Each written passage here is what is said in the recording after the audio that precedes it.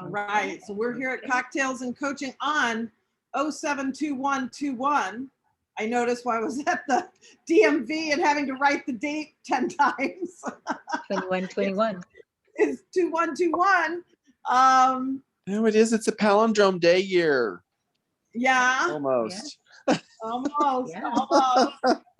So I'm curious if, anybody has anything going on, they want a topic they want to discuss, or anything they want a little coaching over. Anything that's going on for either of you guys, or I don't mean to put you on the spot. If we had 20 people here, you wouldn't feel so put on the spot. I just got to keep migrating people into the room. So we'll keep working on that. If not, I'll talk about something that came up today with a client that I thought was really interesting. And then you guys can tell me if you can feel this happening sometimes in your own life, because I certainly have. So, of course, without going into any real specifics, this is just, let me see, how shall I say this? A client who is feeling rather unmotivated, let's just say, generally. And so we were talking about her desires, like what did she have in her life that she really wanted to do that could get her excited? And she didn't have a lot of things. And so I was kind of asking her, and I love this question. I ask it of clients all the time in various ways. Like, what would get you up early in the morning? What's that thing that even if you're not a morning person, would be like, ooh, I'm going to set my alarm and get up for that, and be excited about that. Like we need those kinds of things in our life, not everything, obviously some things in life are a little more mundane than that. But if we're lacking in those desires that we're pursuing, then life can get very sort of boring, even when you're busy, right? Like, I mean, when I had 4 little kids and got into the real estate business, part of why I did it was because I was bored. I mean, I had 4 kids under 7, so I was busy as all hell, but I was bored, because it just felt like the same thing all the time, and I needed a few adults in my life. But I think that can you relate to that, Justin or Marie, like having that something that's creating some kind of fire in your belly, like the need for that. Right. It's important to find your why. Yeah. Because that's another good way to the how sometimes is just about going from A to B to C to D, but really what it means and what it's worth to you is the tough part sometimes. Mine was, I was poor. I had no money, and I knew I had to make money. So that was my why. It's like, get your ass up early and go work. That's right. If you have no safety net, the why is apparent. And I did. And she did. And isn't it funny though, at least in real estate and amongst the self-employed, I think since this is our audience here live with me, and for any of you listening, I think that there's sometimes there's a difference in that when you're in a job where you're getting, paid, you have a salary or a certain amount you can kind of count on. Mm-hmm. And when you don't, and what's interesting to me for all the years that I've coached real estate agents, so entrepreneurs, oftentimes that need for money actually has an inverse effect, and people don't get up and go.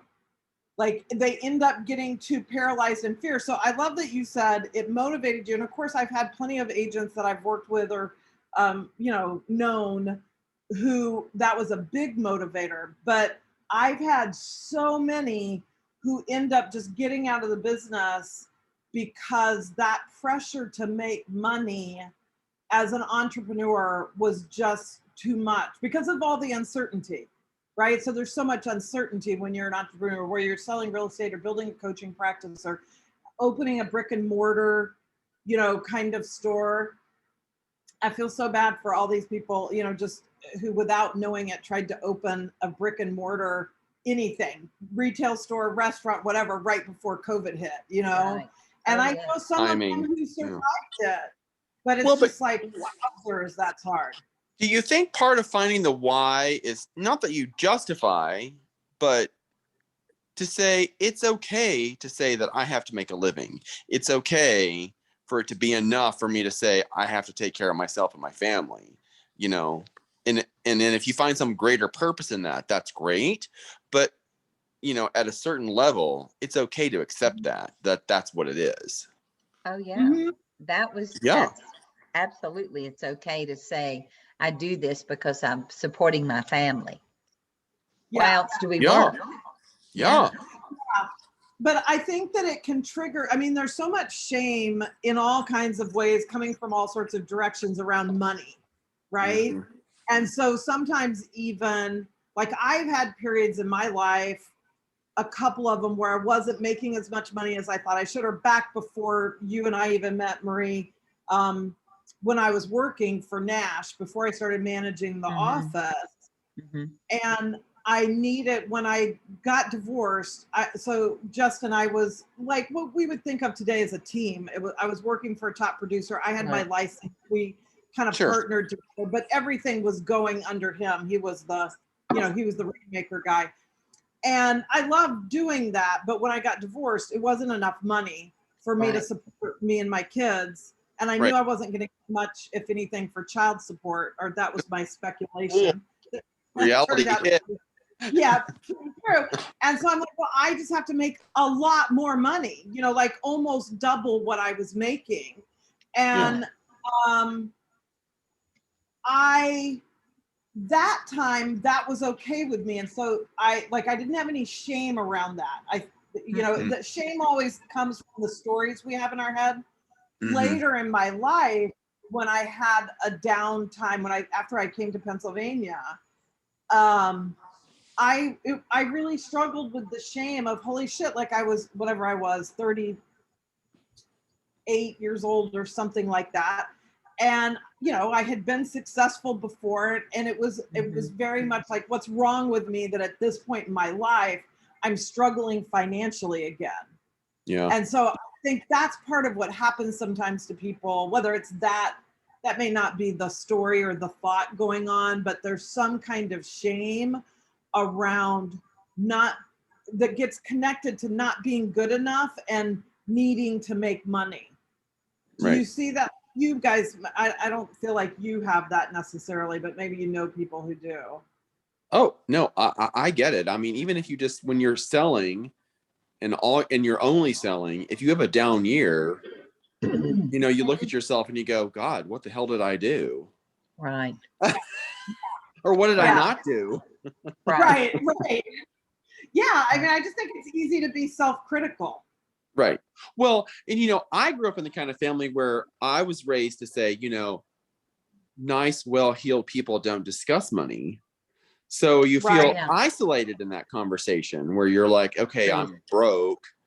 I can't tell my clients, I can't tell my friends. Like my mother is like, well, you're 35 years old. What's wrong with you? You know, it's like, Yeah.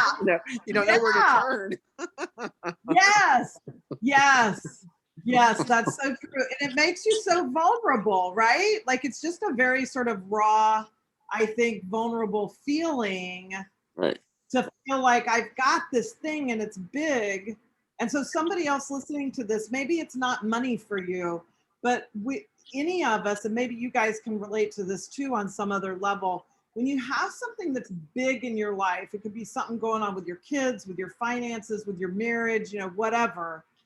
And you just feel like you can't really tell anybody about it or talk to anybody about it because of some sort of external judgment or something that you feel like, you know, is going to happen, or you've already experienced it. So, you know that that's what's going to happen if you talk about that. And it's very isolating. Mm-hmm. Oh yeah. Agreed. Yeah. Agreed. And so the other thing that came up with this client was we were talking about energy leaks, like the idea of when we kind of lose that motivation, that instead of having, if we think of our energy like in a container, if you want to think of it as a ball, you know, whatever shape you want, and our energy is in there, if there are leaks in it and energy is going out to either overfunction for other people, you know, taking care of people that need to be taking care of themselves, or feeling responsible for how other people feel. So I say yes to things that I really don't want to do because I don't want to hurt somebody's feeling, or, you know, any kind of anything that starts to feel obligatory. Like that's how I always know I'm starting to go down that energy leak lane, because once we get to things being obligatory, then that's like there's little holes that are being poked in that bubble, and that energy is going out to those other things, including like guilt, our own guilt for not saying no, our guilt for saying no. I mean, we can feel guilty about anything, right? Who here is a professional guilter? Yeah. And so all that guilt creates those holes where the energy sort of leaks out, and then we don't have that energy available for ourselves to use on our own behalf. So this is why a lot of times, actually, I think that people, when people are struggling to set a boundary, or they've set it and the person or people they have the boundary with aren't really respecting it very well. And so, you know, you kind of just got to keep showing up, setting the boundary. I think that's where that kind of thing gets hard, because then if those leaks happen and we start feeling responsible for how other people are receiving our boundaries, or the feelings they're having around it, or we're feeling guilty about it, then when it comes time to reset the boundary, if that's needed, we just don't have the energy for it. And so it's just like so much easier to just go do it ourselves, right? That in whatever way that shows up, it's just that agreed feeling, that thought of, you know what, this is just going to be easier if I do it myself. I'm just going to go do that, pay for that, take care of that, whatever that is, because that's going to be easier, because we don't have all of our energy in our own bubble for ourselves. Does that sort of resonate with anybody? For sure. Well, you give up things, you take control to do away with complication. Oh, yeah. And if you're that person, if you're that person that doesn't mind taking on extra, you know, make your life more difficult so other people's lives can be easier. It becomes second nature to say, oh, I'll just pay the bill. Don't worry, we don't have to do the math to figure out the split. It's cool. Honey. You know, don't worry about having to explain the reality of why your client lost their house. I'll take care of that for you. I'm more qualified. Yeah. Yes. So good. I know the three of us all can relate to what you just said, because that is so, and probably everybody listening, that is so true what you said, that we will take, we're very comfortable taking control. And so we will end up doing that at our own expense. You know, it seems like it's going to make it easier on the front end, but actually it ends up costing us. What were you going to say, Marie? I've never heard it referred to as energy leaks, but that makes perfect sense to me, is that I give, and then I don't have the energy to do whatever it was that I needed to do. Because I paid the bill, or I've picked up the mess, I've put things back together, I've organized it, I've explained why you lost your house, you know, whatever it is. Right. Yes. And then there's like, okay, where's my energy? Right.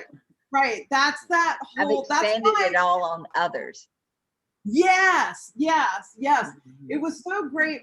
I had such a great moment with this client today, because I asked her how it would feel to her if she were to be able to stop feeling responsible for how other people she's, you know, in relationship with, how they feel. If she could just stop being responsible for how they feel, because of course, that's what happens. I say no to somebody and then they're hurt or they're mad or they're whatever. And I feel responsible for that. Oh, yeah. And we're very much encouraged in our culture to do so. Okay. Right. But the truth is, if we go back to the sandbox metaphor that I've been using so much lately, in my sandbox, I'm only responsible for me and my own feelings and my own actions and my own thoughts. Everybody else has their own sandbox, and they in turn are responsible for their feelings and their thoughts and their actions and their things. And I'm not responsible for theirs. So if I can really let go of that, which of course is why she's in coaching with me, because that's easier said than done, right? That's not a, well, just let go. Just let go. You know, that's not, that doesn't work. But and then of course she realized, and this is why I love working with her, because she's like, oh my gosh, I do it to other people. I hold them responsible for how I feel when they do, you know, something to me I don't like. Yeah. And again, the abused becomes the abuser. Yes. It happens all the time. And we hate to think about it that way. But if I'm making somebody else responsible for how I'm feeling, I'm doing the same. I mean, that's the classic, that's the trap of being a victim. Because if it's your fault that I feel this way, you know, and maybe you did something terrible to me. I mean, that, you know, that can be, but if I say I feel this way because of them, I got no way out, because if it's because of them, I have no control. And so I can't end that cycle of victimization. The only way to end it is to say, no, yes, they did something. Yes, they're responsible for what they did. And I'm not going to let that be in charge of what I'm thinking and feeling. I'm going to take control of that, or control. It's not really, control is not really the right word, but I'm going to take responsibility for that. And work with that, right? If I need a session with my coach, I'm going to go do that. If I need to go to bed early tonight, I'm going to do that. If I need to journal, if I need to go walk on the beach, like whatever it is, so that not to bypass that emotion, but to allow myself to process it and then say, okay, what boundaries do I need with this person? Because I don't want to just keep showing up and being hurt like that. So the hurt is a signal, right? Being hurt, or, you know, that's just the word I'm using generally, but somebody who's disappointing you all the time, you can use other, you know, emotions in there, but I need to set a boundary there, or that's just going to be happening over and over. It's not because there's something wrong with me. But then if I'm leaking all that energy in guilt or taking responsibility for them, or even blaming them, because the blaming other people and the victim, when I'm in a victim stance, then that's also popping a hole in my energy bubble. And I don't have the energy to show up on my own behalf. Right. Yeah. It's very difficult, because when you're working with someone that you've allowed them to underfunction, you realize at some point you can't want something for them more than they want it for themselves. So you have to kind of adjust down. Yeah, I mean, you really have to be willing to let people, I mean, it's really about just releasing someone to their own journey, which means they may fail miserably, you know, or whatever. I mean, whatever's going to happen, but it's allowing yourself to let go of that responsibility you've taken for what their life should look like. Yeah, we can't be responsible for the standards of the whole world. Yeah. We shouldn't be so arrogant as to expect that we should set the boundaries for the whole world. Yeah. You know, it's funny because my youngest son, Scott, and I were talking about this recently in regard to their dad. So their dad and I divorced a long time ago. Like 1996. So that's a long time ago. But we were married 16 years. I got married when I was 18. We got married, I was 18, he was 21. So we got married really young. We had our kids really young. And we had a Domino's Pizza franchise. You know, we had a lot of success early in our lives. And then nothing else he did was ever successful. We just, you know, blew through, you know, fed 4 kids and lived for several years on the money we made when we sold our stores. But he never got back to where he was really making not a sustainable living at all. You know, so then I get into real estate. Then I take a second job, and I'm doing the laundry, taking care of the kids, and working 2 jobs, you know, Yeah. and he's home feeling sorry for himself or being depressed or whatever he's doing, turning down overtime because whatever, he didn't want to, you know. So anyway, it took me a while, but after a while, the way I kind of look back on that is, one, I clearly energetically was carrying the drive, the ambition for what we were doing there. And he was probably riding my energy. Like, it's not like I was forcing him to open that business, but when I got so busy with all these other things and started to not want to prop him up, then he couldn't prop himself up, right? Yeah. So I often said after we were divorced, I mean, years later, after the kids were, you know, grown and I could talk to them about these things in a more objective way because they see their dad in a more objective way. I said, you know, if your dad could have only ever seen himself the way I saw him, everything would have been fine, because I saw what I thought he was capable of. Right. Now, whether that's really true or not, you know, who the hell knows, but that was the way I saw him. And then, so then he went to truck driving, and he loved that, just like, you know, just driving, all that isolation, sleeping in his truck, you know, in the Walmart parking lot and all this kind of stuff, as truck drivers do, you know, or in truck stops. And he had a big truck with the sleeping quarters in the back and stuff.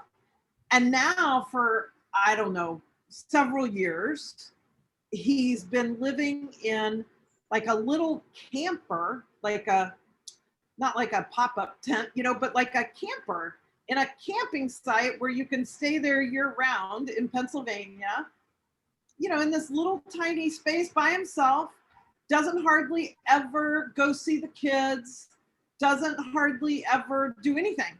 He used to run a lot, and then he hurt his Achilles tendon and doesn't run a lot anymore, you know. And so, like, he has this teeny tiny little life in his little, you know, 10x8 or whatever it is trailer. And Scott said the other day, he's like, you know, because my kids, in one way, they think this is so weird because it's not really how they see their dad either. But I think it's weird too. Yeah. I think it's weird too. I think it's weird. I would be miserable. I couldn't do it. Oh, yeah. I think it seems terrible, but he has no drive and when life gets hard, what he wants to do is figure out how to want less so that he won't be disappointed. Wow. Okay. So we must have just wanted too much. Like, he and I would fight all the time because what he would say of me is that I was never content. It's such a good religious word too, right?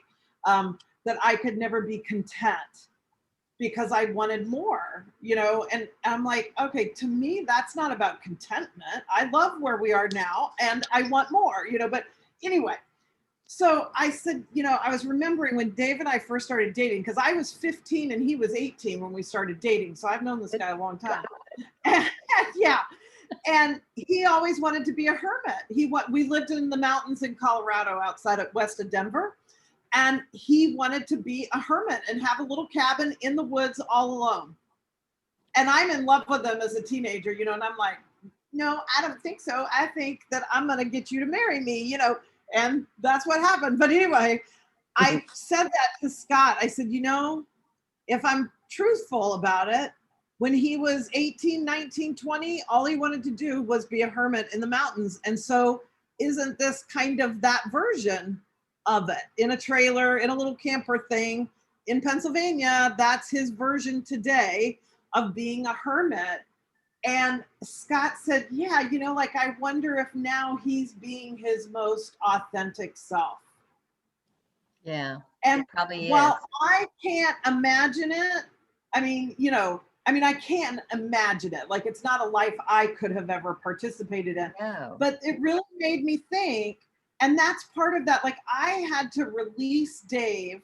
Like, think about it from his perspective. If just for shits and giggles, let's say he's living his best authentic life right now in that little camper, how miserable it must have been to be married to me, who always wants more and is always doing all the extra and all the things. Not that he was miserable all the time, but if that's not the life he really wanted, that must have been very hard for him. And so that ability to release him and say, listen, if it's living in a camper alone, isolate, if that's what floats your boat, go do it. Who am I, like you're saying, Right. Justin, that arrogance of who am I to say that's not your best life? Well, you know, that Right. concept of highest and best in real estate, it can be Yes. corrosive in life Yes. because Yes. our aim isn't always to live the highest and best life. Or maybe not everyone's highest and best is the same. Is the same. Yes. That's the key. Yeah. Is you be you. You know, you Yeah. figure out how to just be your highest and best, but others are sucking the energy out of us that keeps us Yes. from being our highest and best, because we're Yes. leaking it. We're carrying the world, you know, we're Yeah. leaking our energy, trying to pull others forward, just like you did with Dave for so Yeah. long. You just Yeah. pulled him forward, and then you said, I cannot carry this load anymore. Yes. It is too Yes. heavy.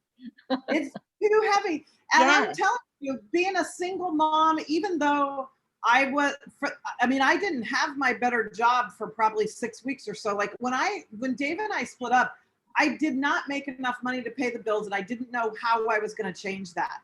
Even with the stress of that and But you 4 did. kids, I But you did it. did.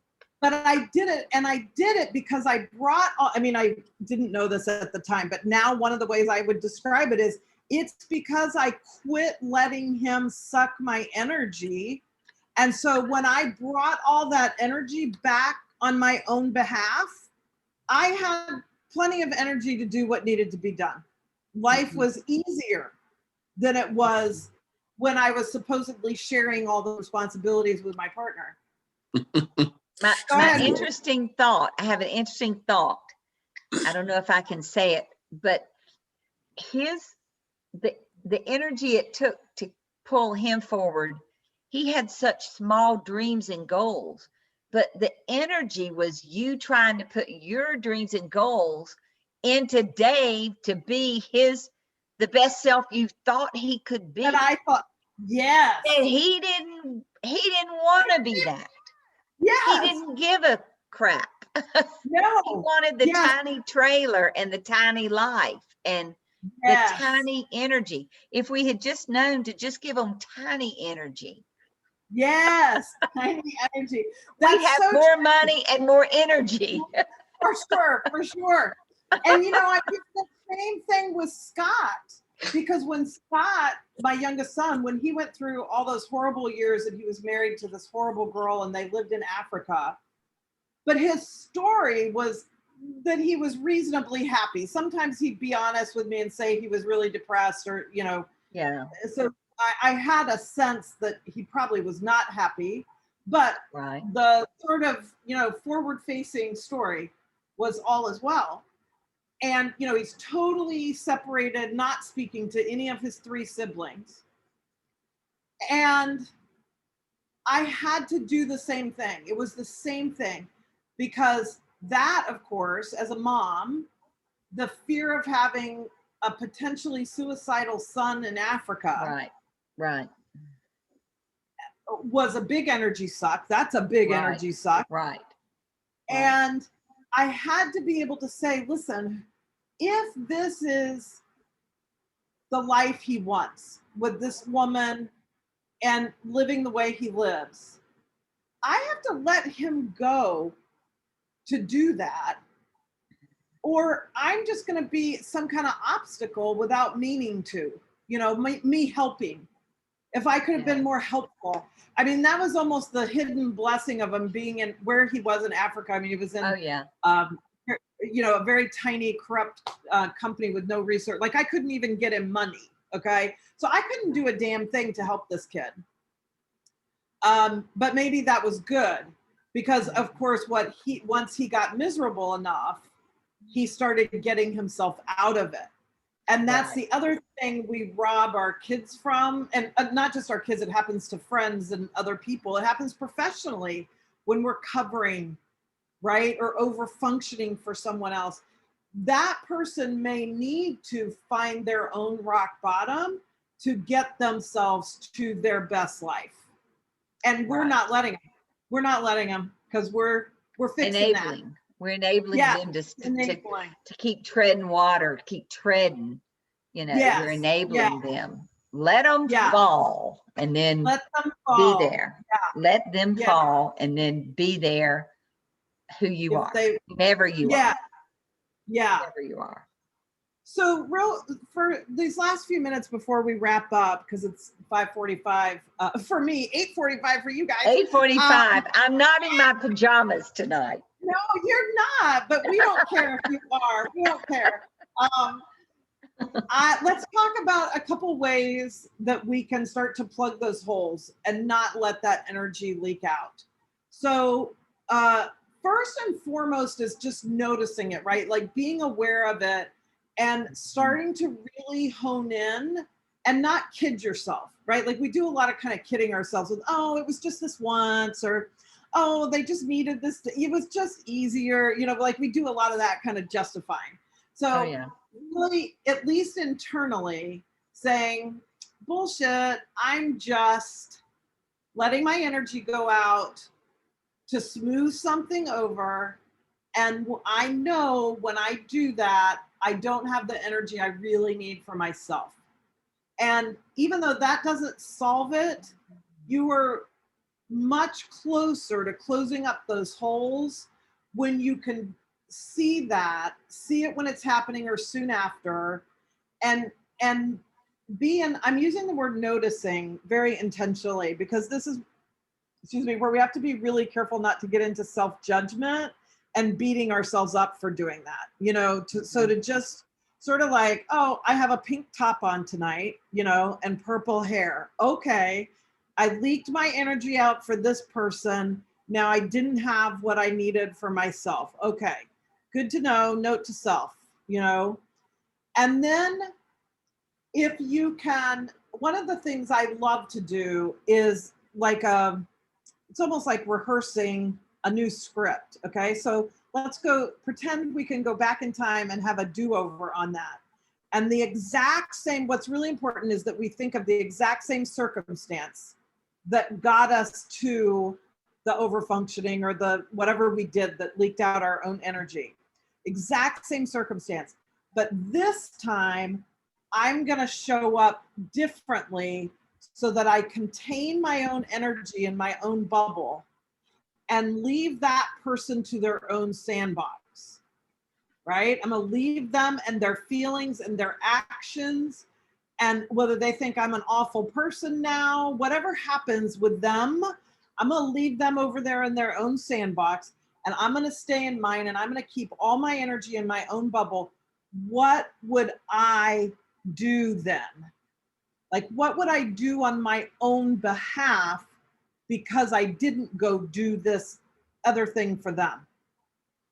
And to really allow yourself to play with that, like to really get imaginative. Because if I could give you back, let's just say 20%. Let's say you're only leaking out 20% of your energy in any given day. And it's likely more than that. But let's just say it's that. If you had 20% more energy every day, what could you do with that? And I don't mean this, I don't necessarily mean this in an ambitious way. Like, I could go sell 3 more homes in a year, like whatever. I don't mean it that way. I mean, it might look like that, but it could be like, oh, I would have gone and gotten a massage, or I would have sat down and read a book that I wanted to read for fun, or I would have had a slow, leisurely dinner with myself instead of stopping and getting takeout, or I mean, it can be the whole spectrum of what would I do differently today if I had that energy back with myself. Does that make sense? Yeah. Yes. Well, at least then you would have the opportunity to decide instead of locking yourself into what someone else wants. Right. Yeah. Good point, It's the Justin. choice, the power of choice. Even when we look back and go, wish I hadn't made that one. If we go into it knowing I'm choosing this, that does a lot right there. So if you were to get, I'm curious if anything pops into your head for either one of you. If I were to give you 20% more of your energy back today, what might you have done with that today? Just in your day-to-day, whatever it was, if you had 20% more energy, what might you have done? Well, I would accomplish my list, which I did not accomplish because my son came with his son who was not feeling well. And he had a meeting with the bank, and he said, "Mom, can you keep sharp? He's not feeling well, and I need to go to meet with the bank." And so my day changed, and therefore I didn't accomplish my list of to-dos. Yeah. So that was my 20% I gave away, and that's all okay. And I'll accomplish my to-do tomorrow morning before I fly out to the beach. Yeah. Right. Yeah. Well, I'll tell you, Brenda, I had a really unusual experience today in that I did take the 20% for myself today, and it was amazing. Oh, good. Tell us more. Well, so I had set a goal, with everything that's been going on in the world in the last year, I had gotten a little bogged down in my broker education.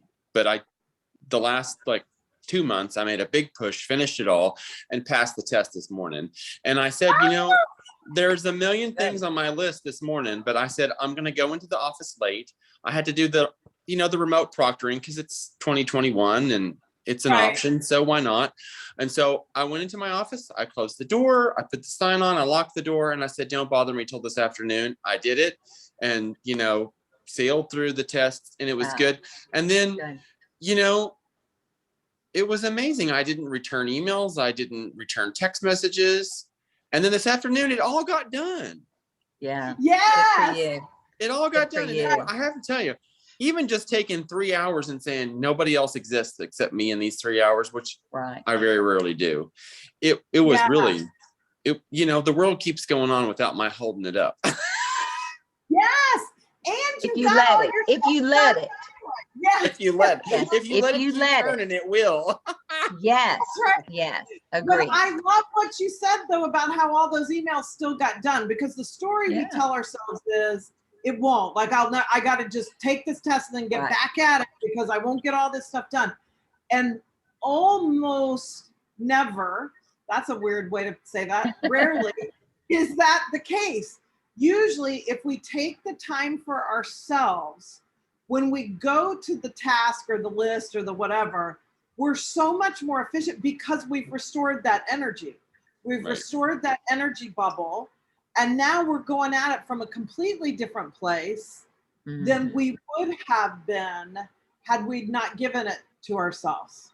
Agreed. Well, it's a really important paradigm to acknowledge that if you do the important first before the urgent, urgent can seem less urgent in a couple of hours. Or it takes care of itself. It takes care of it. Or someone else who should have taken care of it realizes that you're not going to pick up after them, and they pick up a little bit of the slack themselves. Yeah. Any number of things can happen. Yes. Wow. That's great. Great. Wonderful. How about, besides your list, could you have done something more fun today, more selfish, more for self? I don't mean selfish like self-centered. I mean self-nurturing. Marie. I don't think so. I mean, I'm getting ready to head to the beach. So I was so focused on getting all my work done before I blast And then out of here get in the out the morning. I'm door. going to be gone for 7 days. I was going to be Nice. gone for 10, and I decided I cannot do that. I'm getting stressed on that. So I pulled it back to 7. Okay. Of Uh-huh. course, I have a full office at the beach. So, I mean, nobody knows I'm at the beach but me. So why am I stressing on it? Right. Well, these are just things to notice and work with, right? I know. It's crazy. Yeah. That's right. That's right. So That's good. right. All right. Well, let's do our best to notice where our energy is leaking and Good. sort of just Thank you. replay that. How would I, if I got to have this situation again, what would I do differently? It's very, very helpful because then something will come up that's similar enough in your, present moment that then you've got something to sort of call on, like, oh, I know, here's how I want to deal with that. Maybe not because Yes. you did it that way, but you've thought through it that way enough Mhm. times that now you can show up that way. It's really helpful. Yep. All right. Agreed. Beautiful. Great Thanks, conversation. guys. Thanks, Good. ladies. It was great seeing you all. Thank Great you. to It's good to see you. you. All right. Take care, care. everybody. All Thanks, right. everybody. Bye-bye. Thanks, Bye-bye. Brenda. Bye.